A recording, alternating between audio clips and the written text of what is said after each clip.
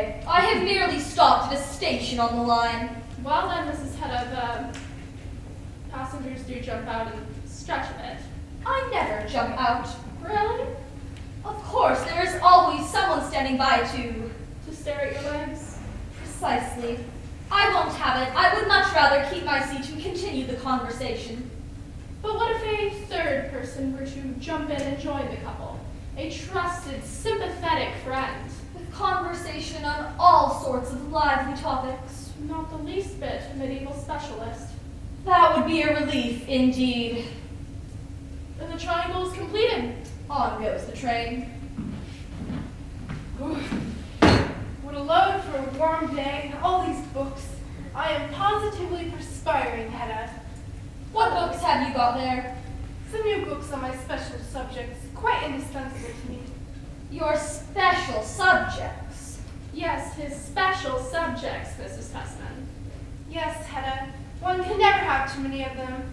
Of course, one must keep up with all that is written and published, and look here, I have gotten hold of Eilert Lovborg's new book.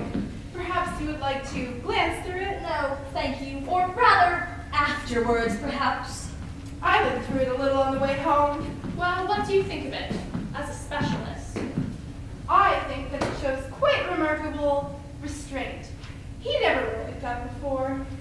And now I shall take these books into my study and change my clothes. I suppose we needn't start just yet, my dear Judge. Oh no, there's not the slightest hurry. Oh, Hedda, Aunt Julia's not coming over this evening. Not coming. Is it the affair of the bonnet that keeps her away? No, that's not like her. The fact is, Aunt Rena is very ill. She always is.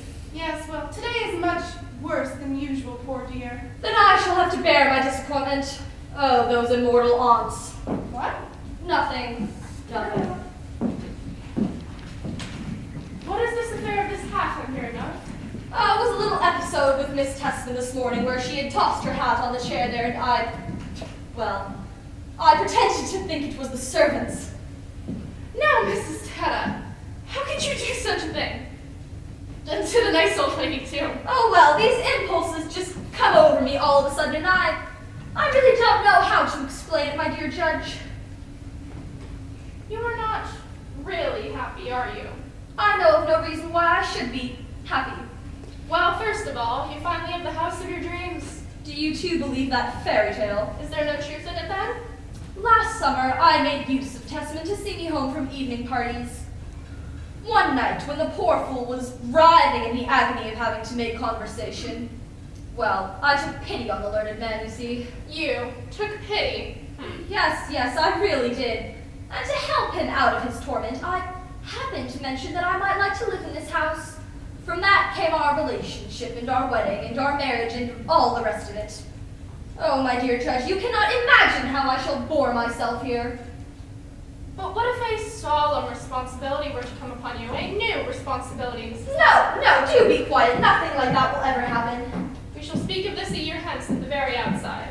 I tell you, nothing of the sort will ever happen. Oh, just as I thought, here comes the professor. Was that the doorbell? There's a gentleman asking if you're at home. Well, show him in. My dear Eilert, so at last we meet again. Thanks for the letter, Tessman. May I shake your hand, Mrs. Tessman? It is good to see you, Mr. Loveborg. I don't know whether you two gentlemen... Judge Brackett, name. Yes, in the older days. I have gotten hold of your new book, Eilert, but I haven't had a chance to read it yet. Save yourself the trouble. But it's been very much praised, I hear. I put things in it that people would enjoy. But when this one comes out, Lord Tessman, you should read it. First, the real one. Indeed, and what is it? It's the continuation The continuation of what? of the book, Of the new book. of course. Oh, my dear Eilert, does it not come down to our own days? Yes, and the future. The future? But good heavens, we know nothing of the future. I had a thing or two that should be said about it. I thought we might sit down and read some tonight. That's very kind of you, Eilert, but I don't see how we can manage it. Oh, then I won't hold you.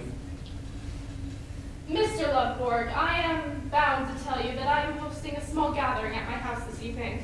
Mostly in honor of Tessman, you know. It's fine, I won't detain you. No, but listen. Would you not do me the honor of joining us tonight? No, thank you. You could read from your manuscript. I could give you and Testament a room together so you could read in solitude. Yes, think of that, Eiler. But Testament, if Mr. Lovborg would really rather remain here with me, I'm sure he'd prefer to stay here and have supper. With you, Mrs. Testament. And with Mrs. Elvsted. I saw her earlier this morning.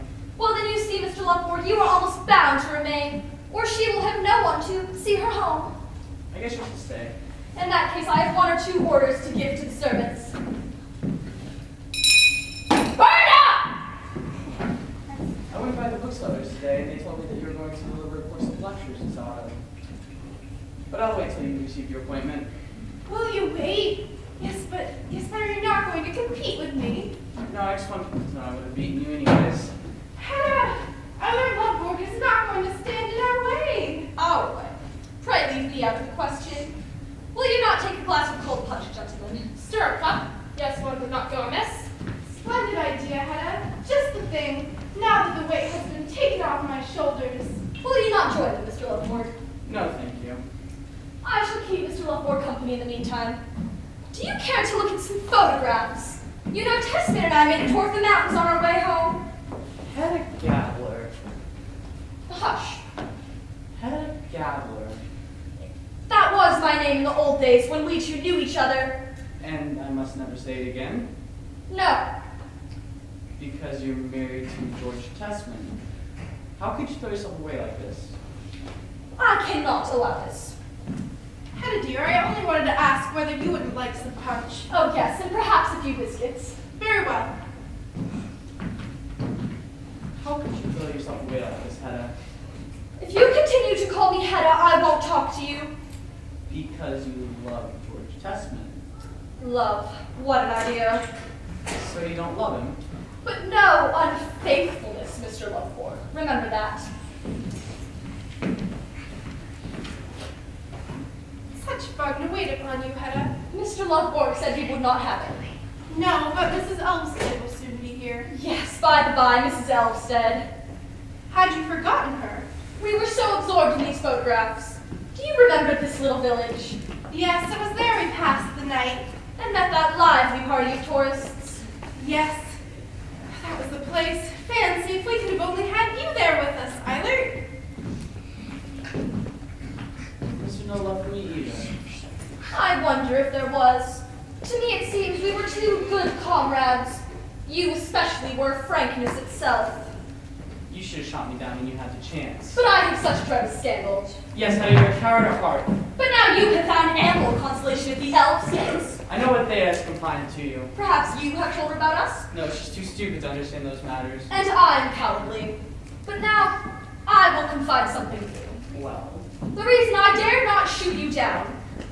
That was not my errant cowardice that night. so is your more craving for life? Be careful, I didn't say that. Oh, my darling Faye, you cannot think how I've been longing for you. Oh, how nice it is. Oh, no, thank you, my little Faye. You will be good enough to sit by me. I shall sit between you. As you wish, Hedda. Isn't she beautiful to look at? Only to look at. We would sit and talk with perfect frankness. Not in a devious way, Mr. Lovborg. Well, Just think, Hedda, he says that I have inspired his work too. Does he say that, dear? and isn't she so brave? Ah, yes, courage. If one only had that, then life might perhaps be livable after all. Will you not take a glass of cold punch, Thea? No thanks, I don't take anything of that kind. Well, then you, Mr. Lovborg. No, thank you. No, he doesn't either. But if I were to demand it, Not in that sort. then I, poor creature, have no kind of power over you. No, you do not. But seriously, I think you should. People may suspect that you do not have confidence in yourself.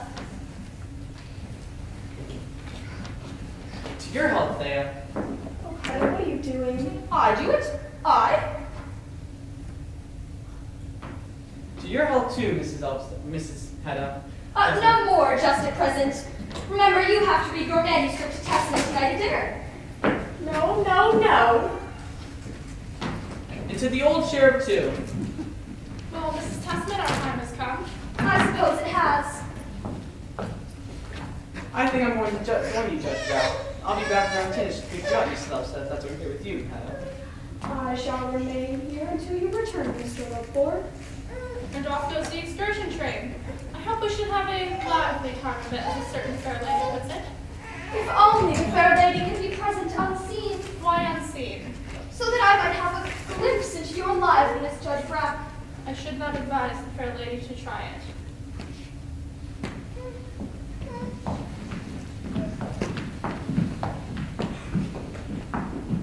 Oh, Hannah, what is to become of all of this? At 10 o'clock he will be here. I can see him now, flushed and fearless. He will have regained control over himself and be a free man for all of his days. I wish I could have faith in what you are saying. You really are a little blockhead, Thea. You may doubt him, but I believe in him. You have some hidden motive in this, Hannah. I want for once in my life to be able to shape and mold a human destiny. Not your husband? Do you see anything at all interesting in him? Oh, if you could only understand how poor I am. While life has made you so rich, I think I shall have to burn your hair off after all. Let me go, Hannah. I am afraid of you. Well, tea is laid in the dining room, so first you will have a cup with me, you little stupid, and then